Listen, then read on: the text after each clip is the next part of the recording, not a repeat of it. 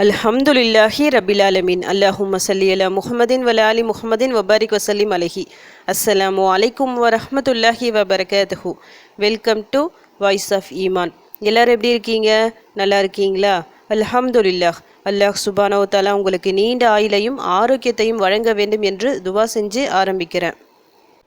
பொதுவாக நம்ம சேனலில் வியாழன் மற்றும் வெள்ளி இந்த 2 நாட்களில் ஓதுறா மாதிரி சிறப்பான துவாக்களை போட்டுட்டு வரோம். நான் போடுற ஒவ்வொரு துவாக்களையும் ஒவ்வொரு வாரம் நீங்கள் ஓதிட்டு வந்தாலே அந்தந்த வாரம் நீங்கள் எந்த கஷ்டத்தால் எந்த பிரச்சனைகளால் அவஸ்தைப்படுறீங்களோ அதிலிருந்து நிச்சயமாக ஒரு வழி பிறக்கும். மனசார நீங்கள் ஓதுனா சரி. ஒவ்வொரு வாரமும் இந்த 2 நாட்களை நீங்கள் செலக்ட் பண்ணி வச்சுக்கிங்க. இன்ஷா அல்லாஹ் உங்களுடைய எல்லா பிரச்சனைகளுக்கும் ஒரு தீர்வு கிடைக்கும். இந்த வாரம் உங்களுக்கு இந்த தீர்வு கிடைக்கலன்னா அடுத்த வாரம் ஓதுங்க. தொடர்ந்து ஓதுங்க. ஏதாவது ஒரு வாரம் நிச்சயமாக உங்கள் வாழ்க்கை மாறும், கண்டிப்பாக மாறும். ஏன்னா அந்தளவுக்கு சிறந்த நாட்கள் இந்த 2மே. சிறப்பான துவாக்களை தான் நான் போட்டுட்டு வரேன். இப்போ வியாழக்கிழமை பொறுத்த வரைக்கும் என்ன சிறப்பு இருக்குது? சொர்க்கத்தின் வாசல்கள் திறக்கப்படும் நாள். அல்லாஹ் சுப்ஹானஹு வ தஆலா சொர்க்கம் என்பது மனிதனுக்கு தந்த ஒரு பொக்கிஷம். அந்த ஒரு பொக்கிஷத்தை ஒரு நாட்களில் குறிப்பிட்ட ஒரு 2 நாட்களில் திறந்து வைக்கின்றான் என்றால் அந்த நாட்கள் எந்த அளவுக்கு சிறப்பான ஒரு நாட்களாக இருக்கணும். வியாழக்கிழமை திறந்து வைக்கிறான், அதே மாதிரி திங்கக்கிழமையும் திறந்து வைக்கிறான். இந்த வியாழக்கிழமைக்கு இன்னொரு சிறப்பும் இருக்குது. நம்முடைய அமல்கள் நாம் பாட்டு அமல்கள் செஞ்சிட்டே வரோம் பார்த்தீங்களா, அந்த அமல்கள் எல்லாம் மொத்தமாக சேர்த்து ஒரு நாளில் கொண்டு சேர்க்கப்படும். அந்த வாரத்தின் அமல்கள் எல்லாம் திங்கள் மற்றும் வியாழன் இந்த 2 நாட்களில் தான் அல்லாஹ்விடம் சமர்ப்பிக்கப்படும். அந்த அமல்கள் ஏற்றுக்கொள்ளப்பட்டதா இல்லையா சொல்லிட்டு நமக்கு தெரியாது. அது அல்லாஹ் மட்டுமே அறிந்த ஒரு விஷயம். வியாழக்கிழமைக்கு இன்னொரு சிறப்பும் இருக்குது. மறுநாள் ஜும்மா. நாட்களிலேயே மிக சிறந்த நாள் ஜும்மா. ஜும்மா நாள் என்பது எப்போ ஆரம்பமாகுது? வியாழக்கிழமை மஹ்ரிப் தொடங்கி ஆரம்பமாகுது. ஜும்மா அன்னைக்கு என்னென்ன துவாக்களெல்லாம் நீங்கள் ஓதணுமோ அதை எல்லாத்தையும் வியாழக்கிழமை மஹ்ரிப் முதலே ஸ்டார்ட் பண்ணிவிடுங்க. அப்படி நீங்கள் தொடர்ந்து அந்த ஒரு நாள் கண்டினியூஸாக செய்யணும். அதாவது வியாழன் மஹ்ரிப் டு வெள்ளி மஹ்ரிப் வர கரெக்டாக நீங்கள் அந்த துவாக்களை ஓதி ஃபாலோ பண்ணிங்கன்னா இன்ஷா அல்லாஹ் குறிப்பிட்ட அந்த நேரத்தை உங்களால் அடைய முடியும். எந்த நேரம் அது? வெள்ளிக்கிழமையில் ஒரு நேரம் இருக்குது. அந்த நேரத்தை அடைஞ்சி ஒரு அடியான் எதை கேட்டாலும் அல்லாஹ் அதை மறுக்காமல் தருவான். அதாவது திரைகள் இருக்காது. நம்முடைய துவாக்களுக்கு உடனடியாக கபூலாகும். அந்த நேரம் மிக குறைந்த நேரம். இதை நீங்கள் ஒரு நாள் ஃபுல்லாக நீங்கள் ஃபாலோ பண்ணிங்கன்னா போதும், ஈஸியாக அந்த நேரத்தை உங்களால் அடைய முடியும். இதில் ஒரு நாள் என்பது முழுக்க 24 மணி நேரத்துலேயும் நம்ம துவா கேட்டுகிட்டே இருக்கணும் இல்லை. அல்லாஹும் அதை கண்டிப்பாக விரும்ப மாட்டான். நம்முடைய வேலையும் ஈஸியாக செஞ்சுட்டு போயிடலாம், அதே போல் துவாக்களையும் செய்யலாம்.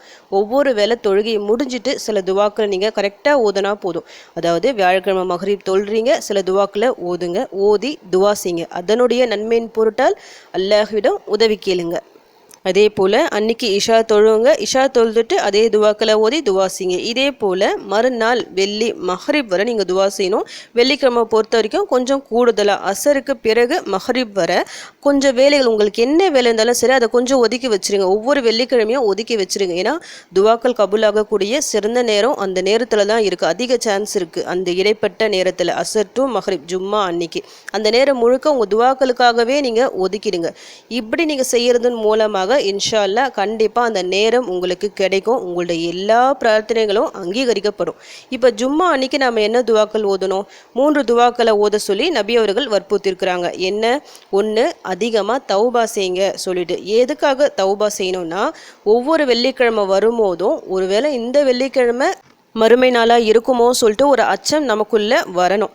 சஹாபாக்கள் அப்படி தான் பயந்துட்டு இருந்தாங்களாம். இப்போ மறுமை நாளாக இருந்தால் என்ன செய்வோம்?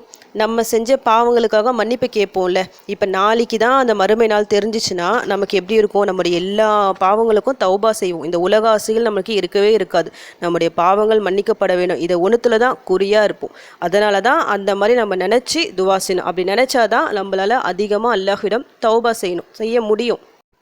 அதனால தான் அந்த நாளில் ஜும்மா அன்னைக்கு அதிகமாக தௌபா செய்யுங்க அப்படின்னு நபி ஸல்லல்லாஹு அலைஹி வஸல்லம் அவங்க வற்புறுத்திருக்காங்க. அதனால தௌபாவிற்கான துவாக்கள் நிறைய துவாக்கள் இருக்குல்ல, அதில் செலக்ட் பண்ணி வச்சுட்டு ஒவ்வொரு வாரம் ஒவ்வொரு துவாவை ஓதிட்டு வாங்க. அப்படி இல்லைன்னா அஸ்தக்ஃபிருல்லாஹ் சொல்லிட்டு சின்ன ஒரு வார்த்தை இதை நீங்கள் ஓதுனா கூட போதும். அடுத்து 2வது துவா சலவாத். நபி ஸல்லல்லாஹு அலைஹி வஸல்லம் அவர்கள் மீது அதிகமாக சலவாத் சொல்லணும். நபி அவர்களே சொல்லியிருக்கிறாங்க, என் மீது நீங்கள் அதிகமாக செலவாத் சொல்லுங்க சொல்லிட்டு அல்லாஹும் கட்டளையிடுகின்ற விஷயம் இது. ஒவ்வொரு வாரமும் ஜும்மா அன்னைக்கு நம்ம செலவாத் சொல்லும் போது நாம் சொல்கின்ற அந்த செலவாத் மலக்குமார்களால் நபி அவர்களிடம் எடுத்து காட்டப்படும். அதனால அதிகமாக செலவாத் சொல்லுங்க. அடுத்து மூன்றாவது பொதுவான துவாக்கள். நம்முடைய தேவைகள் இருக்கும்ல, அது எல்லாத்தையும் நீங்கள் கேட்கலாம். சிறப்பான துவாக்களை கொண்டு கேட்கும்போது இன்னும் அதிகமாக உங்களுக்கு பலன் கிடைக்கும். அந்த வகையில் இன்னைக்கு நான் 3 துவாக்களை சொல்ல போகிறேன். முதல் துவா செலவாத் சொல்ல போகிறேன். இந்த செலவாத்து கொஞ்சம் சிறப்பான செலவாத்து. இந்த ஒரு செலவாத்தை இந்த வாரம் ஓதிக்கிங்க. ரெண்டாவது ஒரு பாவ மன்னிப்பிற்கான சிம்பிளான ஒரு துவா. மூணாவது சிறந்த ஒரு துவா. இந்த 3 துவாக்களை இன்னைக்கு வியாழக்கிழமை மக்ரிப் தொழுதுட்டு யார்கிட்டையும் பேசாமல் அதே இருப்பில் ஓதுங்க. அதே மாதிரி அடுத்து இஷா, மறுநாள் ஜும்மா, ஃபஜ்ரு, துஹரு, அசரு வரைக்கும் நீங்கள் ஓதுங்க. மக்ரிப் வர ஓதுங்க. இந்த 3 துவாக்கள் ஓதுனாலே போதும், உங்களுக்கு எல்லாமே கிடச்சிரும். அவ்வளவு நன்மைகள் கொண்ட பவர்ஃபுல்லான 3 துவாக்கள் தான் இன்றைக்கி நான் உங்ககிட்ட சொல்ல போகிறேன். நான் ஒவ்வொரு துவாவும் சொல்கிறேன். அது சொல்லும் போது உங்களுக்கு தெரியும் எந்த அளவுக்கு சிறந்த ஒரு துவா சொல்லிட்டு. முதல் துவா செலவாத். அல்லாஹும்ம சொல்லி அலா முஹம்மதின் அபதிக வ ரசூலிக வசல்லி அலல் முஃமினீன வல் முஃமினாத் வல் முஸ்லிமீன வல் முஸ்லிமாத். அதாவது அல்லாஹ்வின் அடியாராகிய முஹம்மது நபி ஸல்லல்லாஹு அலைஹி வஸல்லம் அவர்கள் மீது அருள் புரிய சொல்லிட்டு நமது நபிக்காக அல்லாஹ்விடம் துவா செய்கிறோம். நபிக்காக மட்டும் நாம் துவா செய்யல, ஒவ்வொரு மோமின்களுக்காகவும், மோமினான ஆண் மற்றும் பெண் எல்லாருக்காகவும் சேர்த்து துவா செய்கிறோம்.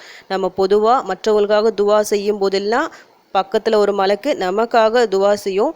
இன்னொரு விஷயமும் இருக்குது. அதாவது மற்றவங்களுக்காக நம்ம கேட்குறோம்ல, பாவ மன்னிப்பு கேட்குறோம் துவா செய்யும் போதெல்லாம் எத்தனை பேருக்காக நம்ம கேட்குறோமோ, பாவ மன்னிப்பு கேட்குறோமோ அத்தனை பேரோட நன்மை எழுதப்படும். இதில் நம்ம பொதுவாக மோமின்கள் சொல்லிட்டு கேட்டுடும், மோமினான ஆண் மற்றும் பெண்களுக்காக கேட்டுடும். அப்போது இந்த உலகத்தில் எத்தனை பேர் இருப்பாங்க, இதுக்கு முன்னாடி பிறந்திருப்பாங்க, இதுக்கு மேலே வருவாங்க, எல்லாருக்கும் பொதுவாக கேட்டுட்டோம். அப்போ அத்தனை கவுண்டிங்கில் உங்களுக்கு நன்மை கிடைக்கும். இப்போ ஒரு முறை செலவாத் சொன்னால் நபி ஸல்லல்லாஹு அலைஹி வஸல்லம் போது என்ன கிடைக்கும், அல்லாஹ் நம்ம மீது 10 முறை அருள் புரிவான். இது தனிப்பட்ட விஷயம். இந்த செலவாத்தோட இன்னொரு விஷயத்தில் நம்ம சேர்த்து கேட்குறோம், மற்றவங்களுக்காக துவா செய்கிறோம். அப்போ அத்தனை பேரோட நன்மையும் நம்மளுக்கு இந்த ஒரு செகண்டில் கிடைக்குது. சிறந்த ஒரு செலவாத். இந்த செலவாத்தை நீங்கள் அதிகமாக பொதுவாக எப்போ வேணாலும் நீங்கள் ஓதலாம், நிறைய பலன்கள் உங்களுக்கு கிடைக்கும். அடுத்து ரெண்டாவது துவா தௌபா துவா. அஸ்தக்ஃபிருல்லாஹ். யா அல்லாஹ் என்னை மன்னித்து விடு. சிம்பிளான ஒரு வார்த்தை அஸ்தக்ஃபிருல்லாஹ். ரொம்ப ஈஸியாக சொல்லிடலாம், கஷ்டம்லாம் இல்லவே இல்லை. ஆனால் இதனுடைய பொருள் யா அல்லாஹ் என்னை மன்னித்து விடு. அல்லாஹ்விடம் மன்னிப்பு கேட்குறோம், மனசார கேட்குறோம். அதனால் இந்த ஒரு திக்ரையும் அதிகமான எண்ணிக்கையில் ஓதிக்கிங்க. செலவாத்தை ஃபஸ்ட்டு ஓதிக்கிங்க. ரெண்டாவது இந்த ஒரு துவா. நான் இத்தனை முறைலாம் சொல்லவே இல்லை, உங்களால் முடிஞ்ச அளவுக்கு அதிக எண்ணிக்கையில் ஓதிக்கிங்க. அடுத்து மூணாவது துவா அல் குர்ஆனில் இருக்கிற துவா, சூரா பக்ராவில் இருக்கிற துவா. இது நபி ஸல்லல்லாஹு அலைஹி வஸல்லம் அவர்கள் அதிகமாக ஓதிய துவா. அந்த துவா என்னன்னா, ரப்பனா ஆத்தினா ஃபித் துனியா ஹசனத்தவ் வஃபில் ஆஹிரதி ஹசனத்தவ் வகீனா அஸாபன் நார். இந்த துவாவும் எல்லாருக்கும் தெரிஞ்ச ஒரு துவாவாக இருக்கும். ஆனால் இதனுடைய பலன்கள் நிறைய.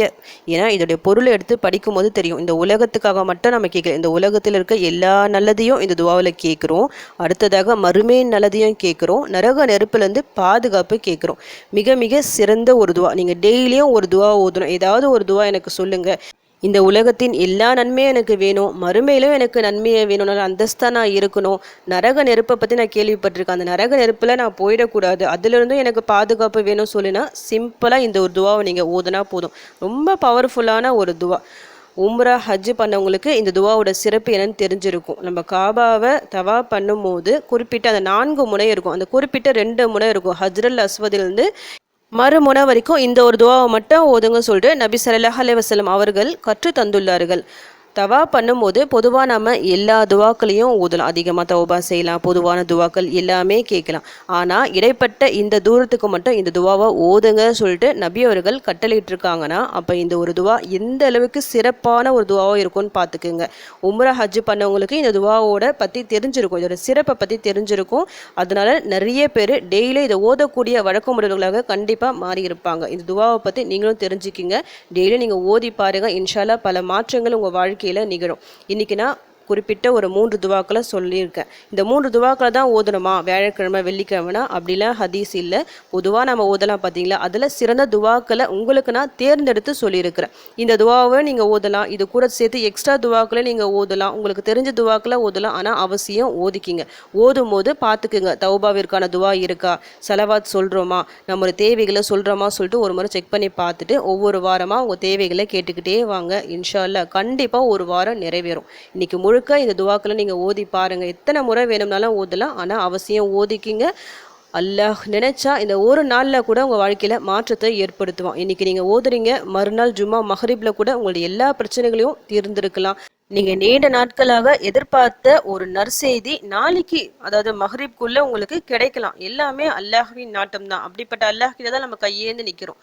நடக்காதது கூட நடத்தி காட்டுபவன் அவன். அப்படிப்பட்ட ரப்பிடத்தில் நாம் உதவி கேட்டு நிற்கிறோம். நிச்சயமாக நம்மளை கைவிட மாட்டான். நம்பிக்கையுடன் கேளுங்க. இன்ஷா அல்லாஹ் உங்களை எல்லா கஷ்டங்களையும் தீர்க்க அல்லாஹ் போதுமானவன்.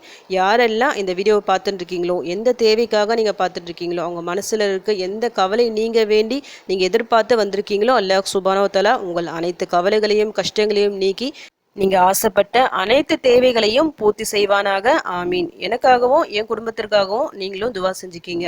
அல்ஹம்துலில்லாஹ். இந்த வீடியோ உங்கள் எல்லாருக்கும் யூஸ்ஃபுல்லாக இருந்திருக்கும்னு நினைக்கிறேன். நீங்கள் தெரிஞ்ச இந்த விஷயத்தை மற்றவங்களுக்கும் எத்தி வைங்க. இதன் மூலம் அவர்களும் பலனடையலாம். இன்ஷா அல்லாஹ். அடுத்த பதிவில் சந்திக்கலாம். ஜஸக்கல்லாஹு கைரன் கசீரா.